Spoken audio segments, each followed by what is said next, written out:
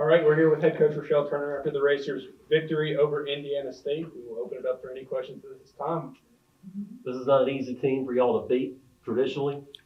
The score looks a little different tonight. Yeah, they play hard. Mark does a really good job with his team, and they're down some numbers. That one of their rotation players was sick, and I don't know if she didn't make the trip, but she definitely wasn't here tonight. So we felt like that eventually our depth would get to them, and it did. But, they just did a really good job on the glass. We missed a ton of shots, so they had a lot of chances to rebound. But I thought our ball movement was good. I thought we had great looks all night. For whatever reason, the last 3 games here at home, we haven't shot it extremely well. But I like the shots that we're getting. And I felt like that we really took note of the things that we told them at halftime and the adjustments we made at halftime and came out in the third quarter and really put a lot of separation between us. But something that got y'all going was the baseball pass in the second quarter. Y'all got a lot of easy layups off of that. Y'all been practicing that. Well, we just talked about how we had to push the ball up the floor, not dribble it up the floor. We have 2 great guards, and they can throw it to each other, get it out. And we talked about how our post, if their first 3 steps would be outstanding, they would win the battle down the floor. And Ava and Kate both just got down the floor, beat them to their spot, sealed them up when they had to. A lot of times there wasn't anybody there, and our guards did a great job of looking up the floor and finding them. Any update you can give us on this? I don't have one at this time. Before I go to bed every night, I pray for health of our team because we have to have everybody to be successful. Yeah. And seeing her go down just makes you sick at your stomach. It breaks your heart. She's already been through it once. My hope is that she just hyperextended or something that she can come back from. But I just told her, we'll get through it together no matter what, and we will. And she has that support. But, when you kind of have your rotations going and she's playing as well as she's playing this year, you just don't want to see any kid from any team to get hurt. So, we'll have to wait and see. She obviously won't play Sunday. Second quarter, Ava had 2 fouls, came out, put her right back in. What was the thought with that? I know you were I need you to be smart right now. Yeah. Naja does our shifts, and I write them out and we go with them. But I trust her to make decisions based on what's going on, who's playing well, who needs a break, those type of things. But at that point, I looked at her and I said, "Put them back in. We got to win this game, and they got to learn to play with fouls." And she's like, "Got it." And both of them did a really good job. Her and Hallie both did a really good job of going back in, staying aggressive, doing what we needed them to do, and not fouling. Because I think that's an important lesson for our players to learn is how to play with foul trouble, because that's going to happen to us some nights. The situation in the second half with Caitlin, I mean, she just had whatever she wanted. That's a beautiful situation for you as a coach. Your number 1 scorer able to just take advantage of their foul trouble without them guarding pretty much. Right. Well, when they're back, like I said, one of their backup posts wasn't here. And I asked one of the players after the game, they just said, she was sick and, just wanted her to know that I asked about her because she's a really good rotation player for them. But when Smith fouled out and then White had 2 or had 4, she wasn't going to foul. And so we just told Kate and told our guards, Kate's going to run to the block. She's going to seal her up. We're going to throw it in there every time, and she's not going to foul her. And she wasn't, because at that point they were down to maybe 7 or 6 kids. And so you just have to take advantage of those opportunities. And I thought our guards and Kate did a great job of getting out and getting down there and sealing it up. It was kind of like she was at shoot around there for a while. And, you got to continue to go to the well until it runs dry. But also in that third quarter, y'all broke the game open. Caitlin started taking advantage, but it was also because of turnovers y'all were forcing.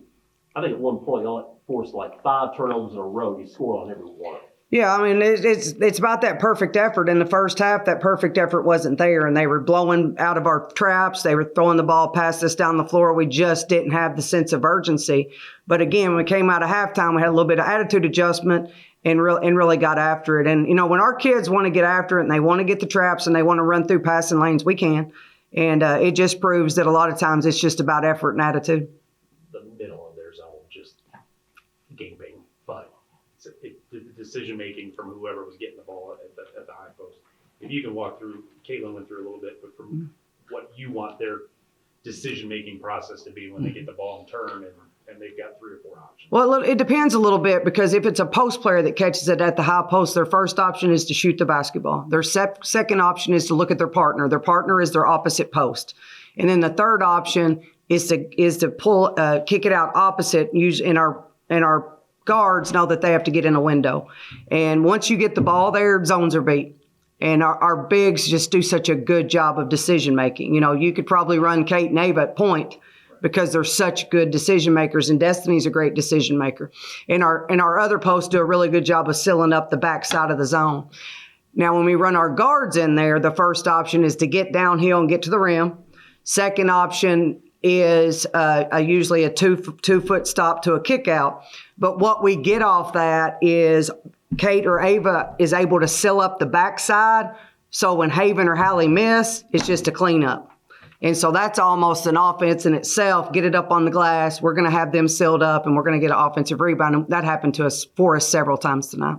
There were points tonight where it was Ava or it was Kate guarding the ball 45 feet from the basket, basically. What's the thought in that? Because it doesn't seem advantageous, but it didn't necessarily burn you. Right. Well, different matchups, it just depends. We want to keep Ava as close to the basket as possible to rebound. And also we scout by hands or feet. They can either hurt you with their hands, means they're a shooter, or they can hurt you off the drive with feet. And when we have a specific player that is not a shooter at all, once they give the ball up, our big can go stand in the middle of the paint.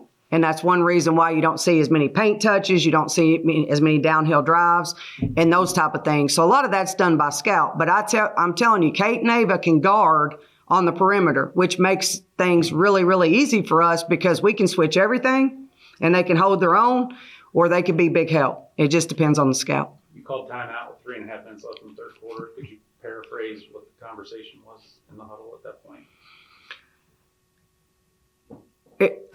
It was just a reminder that bad body language and pouting because your shot doesn't go in is not something that's acceptable in our program. It is also a reminder that we get to 2 feet when everybody collapses on us, and we pass the ball to a better shot. We don't take bad shots, and we don't pout when they don't go in.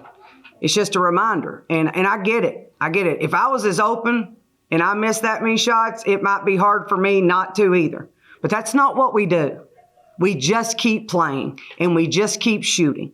And I felt like I had the green light pretty much my whole high school career. And I don't remember Coach Beth ever telling me not to shoot, but we just had so many good players so we could distribute it on any given night. But I had to tell 3 of our kids tonight to keep shooting the basketball.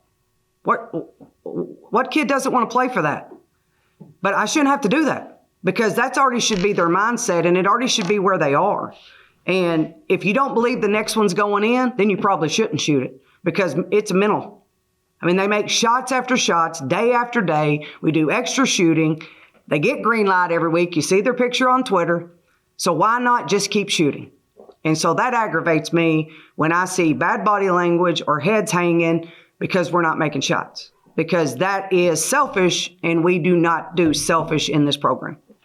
My last thing, I'm sorry, John. No, you're fine. The early third quarter, Haven dove on the floor and got a tie-up. And it's something you kind of see on TV, but certainly in person. The appreciation of everyone on the bench for that, what does that say to you? That's who Haven is. Yeah. And she's a perfect example of a kid that can affect the game and not make a shot. I don't even know if it's a Haven thing. It's more of just that culture thing. Yeah. Where everybody. Yeah, it's a culture thing, and that's what I was going to say. But we respect effort, perfect effort. Because I thought there were other times where the ball's going around, and you got to be the first to the floor. If you want to win a championship, you got to be first to the floor. And so our bench and our team appreciate that effort because that's what we teach every day. But, some kids have it in them, and some kids are going to go fight for you every single possession, and Haven's one of those kids. Is tonight the first time Jasmine's played for y'all this year? I believe so, yes. You have to be happy to see that. Yeah, it was great for her to be able to get in a game.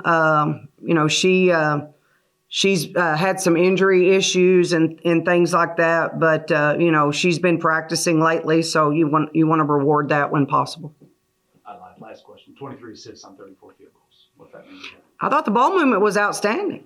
I mean, we created great shots, hit kids in the shooting pockets. That's the kind of basketball team we are. That's the unselfish kind of basketball team we are. And, crazy to think what the numbers would be if we'd have made a few more. But that's what this team does. This team shares the basketball. They pull for each other. They believe, like Trinity said, her teammates believe in her. She believes that. Now, I had to sit her down this week and remind her how much I believe in her and how much she needs to believe in herself, because she's right. Every point she scores is bonus, and the kid can score. So we need her to have that mentality more often. I thought she looked a little bit more tonight for her offense, and obviously I don't care if she banks them in, they still went in. Get the shots up. That's the whole point of what we're trying to do pace-wise, and I thought she did a really good job tonight. One more thing from me. Third quarter, y'all scored 30. At the beginning of that third quarter, I didn't think there was any way y'all get near 75 when y'all started out with 40. Y'all looked like y'all were answering to the system pretty well there. Well, I told them at halftime they owed me 6 because our goal was 25 a quarter tonight. So they almost answered that in the third quarter. And then when we go to our bench and we go to our substitutions with 6 minutes to go, we didn't score a whole lot from there. But our rotation players did what we asked them to do, what we needed to do. Our goal was to get as close to 100 tonight as possible, because there are certain games, if we get to a number, we don't feel like the other team can get there. And we are very successful when we score 90 points or more. So that's going to be the goal every night.